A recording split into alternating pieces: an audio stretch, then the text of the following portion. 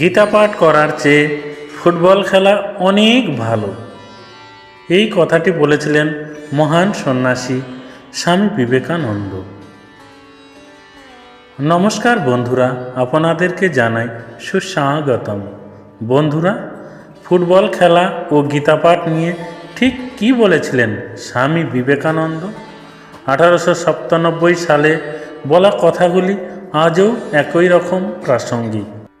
স্বামী বিবেকানন্দের জীবন ও চিন্তাধারা হয়ে উঠতে পারে আমাদের পাথেয়। সমগ্র মানব সমাজের জন্য যে বাণী তিনি দিয়ে গিয়েছিলেন তার আবেদন চিরকালীন। তবুও বাঙালি তার বলে যাওয়া কথা কি সম্যক অনুধাবন করতে পেরেছে বা বুঝতে পেরেছে কি? না হলে কেন গীতাপাঠ ও ফুটবল খেলা নিয়ে তার কথা নিয়ে নানা সময়ে বিতর্ক তৈরি হয়েছে তার অপব্যাখ্যা। আসুন জেনে নেওয়া যাক স্বামীজি ঠিক কী বলেছিলেন এই বিষয়ে। গত ঊনবিংশ শতকের শেষে মৃত্যুর কয়েক বছর আগে মাদ্রাজে, বর্তমান চেন্নাই, গিয়েছিলেন স্বামী বিবেকানন্দ। সেটা 1897 সাল। দিয়েছিলেন ভারতীয় জীবনে বেদান্তর প্রয়োগ শীর্ষক বক্তৃতা। আর সেখানে উঠে আসে ফুটবল খেলা ও গীতাপাঠ প্রসঙ্গ। তিনি বলেন, আমরা দুর্বল, অতি দুর্বল। প্রথমত আমাদের শারীরিক দৌর্বল্য।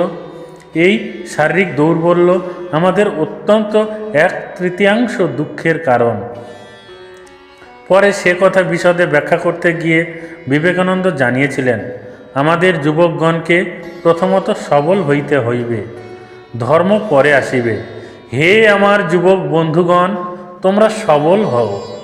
তোমাদের নিকট ইহাই আমার বক্তব্য।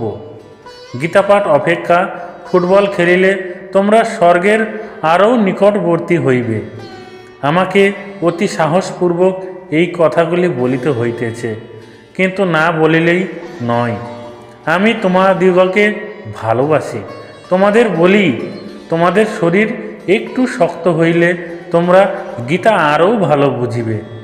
তোমাদের রক্ত একটু তাজা হইলে তোমরা শ্রীকৃষ্ণের মহতী প্রতিভা ও মহান বীর্য ভালো করিয়া বুঝিতে পারিবে। এই বক্তব্য থেকে পরিষ্কার, শরীরকে মজবুত করিতে না পারলে কোনো কিছুই করে ওঠা সম্ভব নয়। যুব সম্প্রদায়কে সেটাই বুঝাতে চেয়েছিলেন তিনি। কিন্তু তার এই বক্তব্যের খণ্ডিত অংশকে আলাদা করে তুলে ধরে এর অপব্যাখ্যা অনেক সময়ই হয়।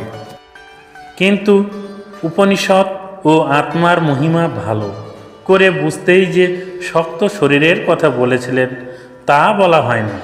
এ প্রসঙ্গে মনে করা যেতে পারে উপনিষদে বর্ণিত ন অয়ম আত্মা বলহীনেন লভ্য শ্লোকটির কথাও, যার অর্থ বলহীনের দ্বারা আত্মজ্ঞান লাভ হয় না। সেই দিন সেই কথাই পরিষ্কার করে বুঝিয়ে দিয়েছিলেন স্বামী বিবেকানন্দ তাঁর অন্য বাণীর মতো, যা শাশ্বত, আজও যা জাজ্বল্যমান দীপস্তম্ভের মতো আমাদের আলো দেখায়। আশা করি আপনারা অনুধাবন করতে পেরেছেন যে স্বামী বিবেকানন্দ কেন বলেছিলেন যে গীতা পাঠ করার চেয়ে ফুটবল খেলা ভালো। তিনি এই কথা বলার অর্থই একটাই ছিল যে তোমার যদি শরীর ভালো না থাকে তাহলে তুমি কখনো অধ্যাত্ম জ্ঞান লাভ করিতে পারবে না। সেই কথাই তিনি বলে মানব সমাজে প্রতিষ্ঠিত হয়েছেন। কিন্তু তার এই কথার অপব্যাখ্যা করে তাকে মানব সমাজে কিছু লোক কুলসিত করে তুলেছেন। তাই আশা রাখব সঠিক ব্যাখ্যা জানুন এবং চ্যানেলটিকে সাবস্ক্রাইব করুন। ভালো লাগলে বন্ধুদের মধ্যে শেয়ার করে দিতে পারেন। সবাই ভালো থাকবেন, সুখে থাকবেন, শান্তিতে থাকবেন। ঈশ্বর আপনার মঙ্গল করুন। জয় শ্রীকৃষ্ণ, জয় রাধে, জয় গোবিন্দ, জয় গোপাল, জয় গীতা, জয় স্বামীজি।